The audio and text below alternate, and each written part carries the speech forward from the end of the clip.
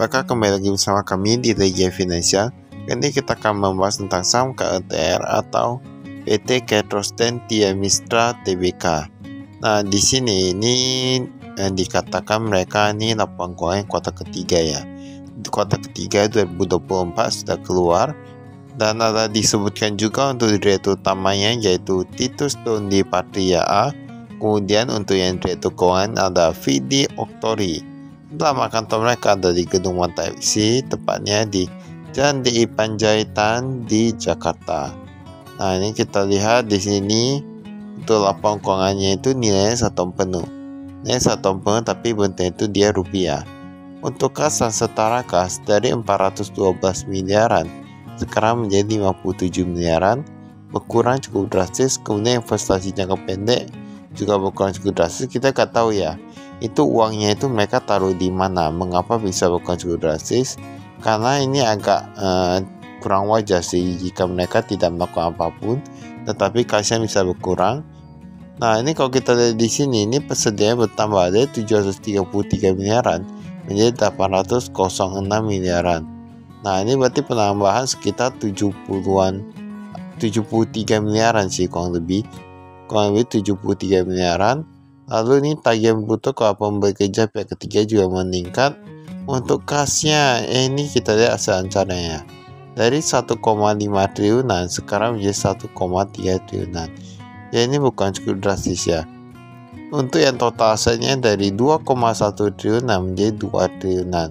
Nah, ini menjadi pertanyaan mengapa asetnya menurun. Biasanya perusahaan itu asetnya terus bertambah, ini malah menurun ya.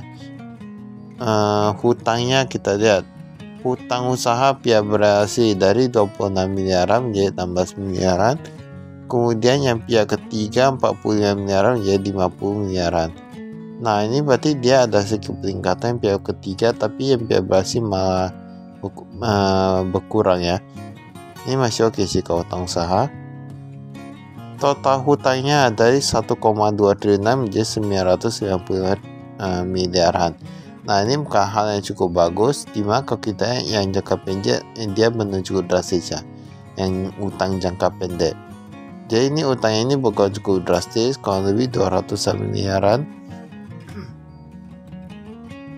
Nah, sedangkan ekuitasnya ini meningkat. Berarti cukup bagus ya. Tadi penurunan aset itu karena ekuitasnya yang bertambah, sedangkan hutangnya yang menurun. Nah, ini cukup bagus. Pendapatannya, dia meningkat juga ya. Pendapatan meningkat sehingga laba usaha meningkat dari 129 miliaran menjadi 157 miliaran. Apalagi ditambah dengan peningkatan persediaan tadi, berarti bisa lebih banyaknya. Kita lihat di sini buang keuangan dia meningkat cukup drastis, apalagi bagian atas keuntungan bersih entitas asosiasi atau rugi ya. Di sini dari rugi 700 juta menjadi 12 miliaran. Nah, ini berarti dia dia meningkat. Tetapi di sini kalau kita lihat mereka karena beban keuangan terlalu banyak sehingga labanya jadi menurun. Labanya jadi menurun dari 86 miliaran menjadi 83 miliaran. Walaupun begitu, tadi kan persediaannya itu dia bertambah. Jika dilihat dari peningkatan persediaan, mereka masih mencetak keuntungannya. Walaupun sekitar terlihat labanya itu menurun, jadi kita perlu tahu, kita gak bisa lihat dari labanya saja. Ini pembayaran kas kepada pemasok kita lihat dari 103 miliaran menjadi 200-an miliaran. Nah, ini berarti dia akan meningkat ya. Dia meningkat, ini cukup bagus. Tapi ini perusahaan kan dia bergerak di bidang di bidang jaringan kabel internet. Ini kalau kita lihat dalam jangka panjang tetap akan dipakai itu. Apalagi untuk yang pemeliharaan dan lain-lain.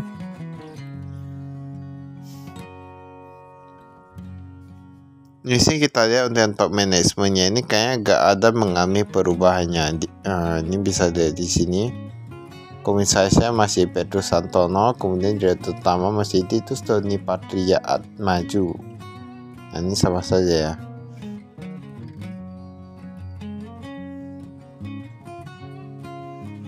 Gaji dan tunjangan. Nah, ini karena tadi labanya itu dia menurun, jadi gaji dan tunjangan untuk yang top manajemennya itu juga menurun. Walaupun sebenarnya kalau dihitung-hitung dari persediaan mereka bisa lebih banyak ya. tapi mungkin lebih fokus ke jangka panjang. Bagus ini perusahaan. Tapi gitu ya, ibaratnya di Bursa Efek Indonesia, walaupun banyak sekali perusahaan-perusahaan yang bagus, itu bukan berarti kita bisa langsung beli. Nah, kita perlu lihat dalam jangka panjang, dalam 5 tahun sebelumnya, ataupun kita perlu lihat perbandingan kenaikan laba dengan perusahaan-perusahaan lainnya. Ini kasus yang kita lihat dari 121 jutaan sekarang menjadi 94 jutaan. Dia menurun. Bank Mandiri dia meningkat 7 miliaran menjadi 10 miliaran. Bank Hibeng ini baru pernah kali kita dengar ya. Bank Hibeng dari gak ada menjadi 4 miliaran. Bank China Construction Bank MCOL, nah ini dia meningkat juga. Tapi dia yang US dollar dia menurun ya. Pokoknya totalnya itu dari 326 miliaran sekarang hanya tersisa 20 miliaran. Nah, dia memang bukan cukup drastis. Apalagi yang deposito berjangka di Bank Bukopin. Kita lihat dari 85 miliaran sekarang hanya tersisa 30 miliaran. Nah, itu kan udah bukan cukup drastis, apalagi kalau beban keuangannya itu meningkat ya. Nah, di sini kalau kita lihat ini bunganya itu dia sekarang lebih kecil. Entah karena itu maknanya dia bukan atau gimana ya. Bank Bukopin kemarin ada investasi jangka pendek 100-an miliaran. Sekarang sudah menjadi gak ada. Nah, ini ada apa nih dengan Bank Bukopin? Kemarin kenapa mereka ada investasi, sekarang jadi enggak, antara karena uangnya udah dipakai ke tempat lain, ataukah karena imbal hasilnya sudah lebih ditimbang kurang menguntungkan ya mungkin ya. Ini piutang usaha kita lihat di sini. Dari 37 miliaran menjadi 86 miliaran. Ini ada SL, kemudian di sini ada Telkom Indonesia juga. Nah, ada Indosat juga, ada Global ini dan lain-lain. Kalau kita lihat di sini, ini untuk yang cash flow-nya ini kayaknya agak sedikit macet ya, di mana dia terus meningkat. Yang 61 hingga 90 hari sekitar 27 miliaran dan lain-lain.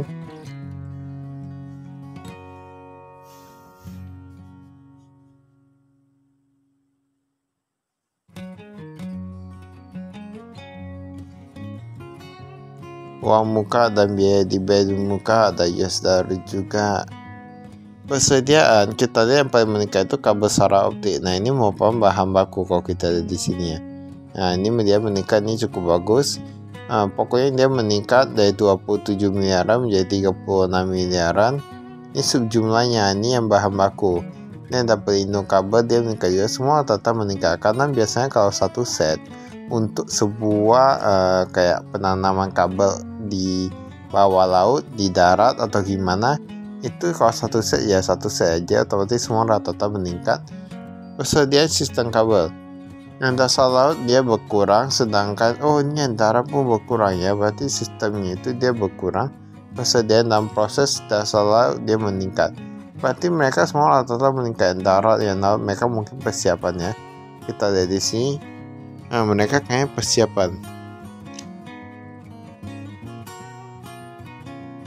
Berarti sudah bisa kita ketahui ya, itu mengapa kayak investasi jangka pendek ataupun depositonya dan lain itu mengapa bisa berkurang. Mungkin mereka mau putar ke bisnis ya. Kalau bisnis lebih menguntungkan, misalnya bisa sampai 20%, nah itu kan lebih bagus. Asal tetap bisa di sini.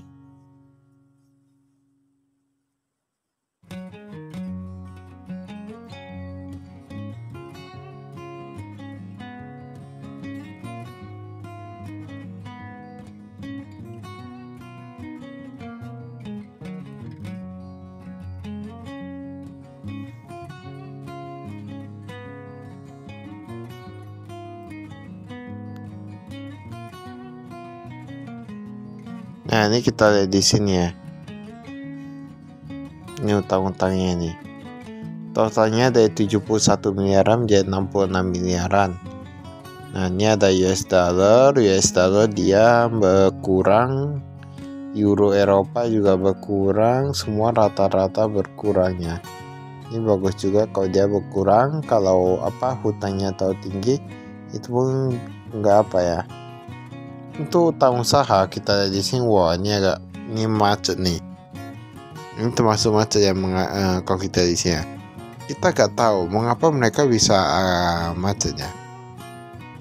utang usaha ini apakah karena memang perjanjian kayak gitu, perjanjian bisnisnya atau gimana ya? Ini sampai 50 miliaran nih. Tapi mereka gak ada sebutkannya itu dengan pihak berhasil atau gimana.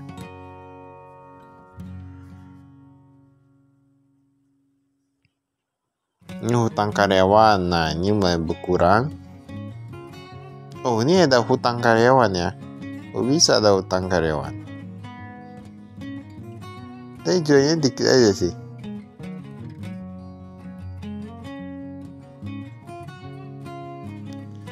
Entah mengapa kami kurang setuju ya kalau ada perusahaan yang memakai hutang karyawan.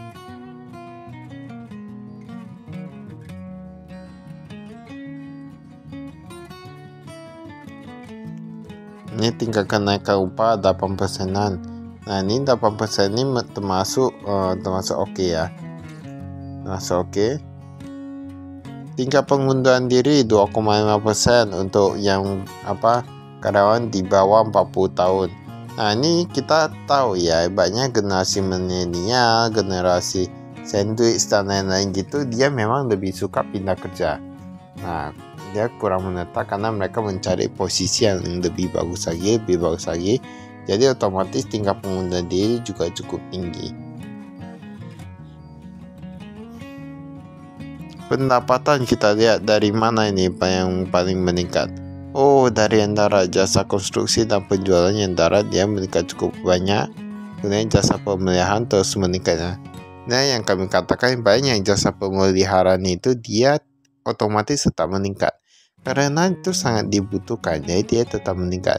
Mereka bisa jadikan ini sebagai penghasilan utama.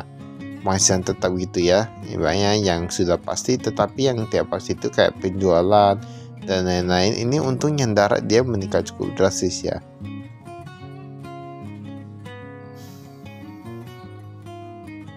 Ini beberapa usaha gajinya masih meningkat. Nah, ini bahan asuransi, utilitas, sewa, transportasi, telekomunikasi, jamuan dan lain-lain. Itu masih biasa-biasa aja ya kayak gitu. Banyak berubah.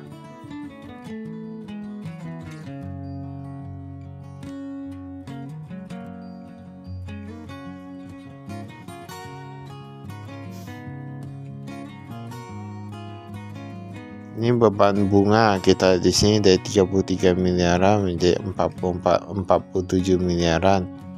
Nah, ini dia meningkat ini ya. Ini yang kita katakan tadi di mana beban keuangannya itu dia meningkat cukup drastis. Sehingga walaupun penjualnya itu meningkat, labanya itu jadi menurun.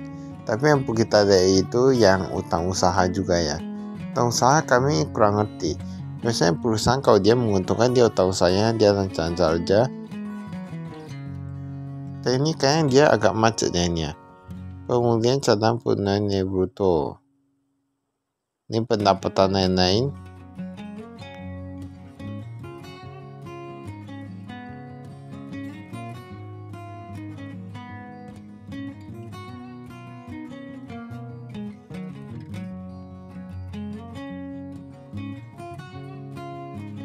Ini mereka ada transaksi bereaksi juga ya.